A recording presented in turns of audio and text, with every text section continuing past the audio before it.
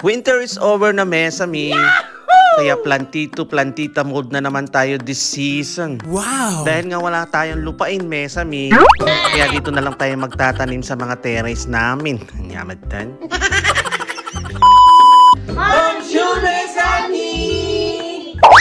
At dahil nga springtime season na dito sa amin, ito yung unang pasilip sa mga kaganapan dito sa may terrace namin.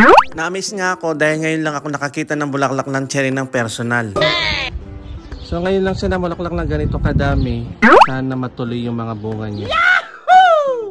So ipiplex ko sa inyo, Mesami, yung mga tanim namin na prutas dito sa may terrace namin. Una, itong kumquat namin is non-stop siyang namumunga kahit winter or summer. Small orange siya, tapos kinakain yung balat niya. Matamis yung balat niya. Wow! Tapos yung apricot.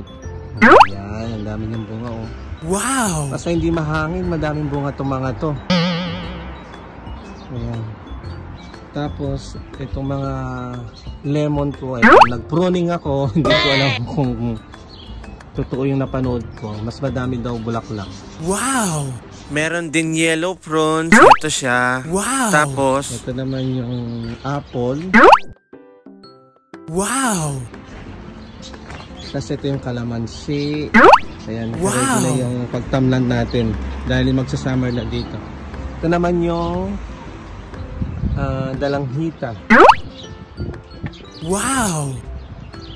Ito hindi ko alam pangalan nito eh. Parang siyang lansones. Wow! Ready na yung ano natin pagtamlan. Meron palang walnut. Ito siya. Wow! Tapos ito pala yung mini grapes. Kulay ano siya, green. Wow! Okay. Tapos ito yung pomelo.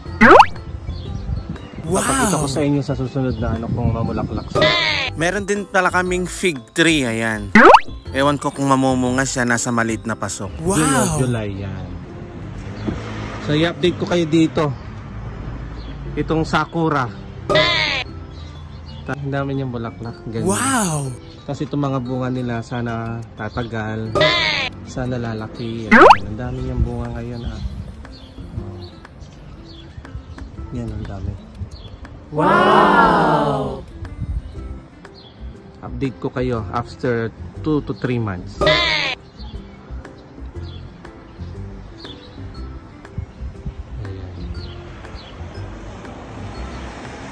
So ganito itsura niya ngayon. Ayan, wala pang masyadong dahon. Kaya i-update ko na lang kayo ulit sa mga susunod na video. Tignan natin kung madaming bunga yung mga prutas natin. At sa susunod na video is madami din tayong mga tanim na gulay dito. Yahoo! Kaya hanggang dito na lang muna, Mesami. Thank you for watching! Again to! Ciao!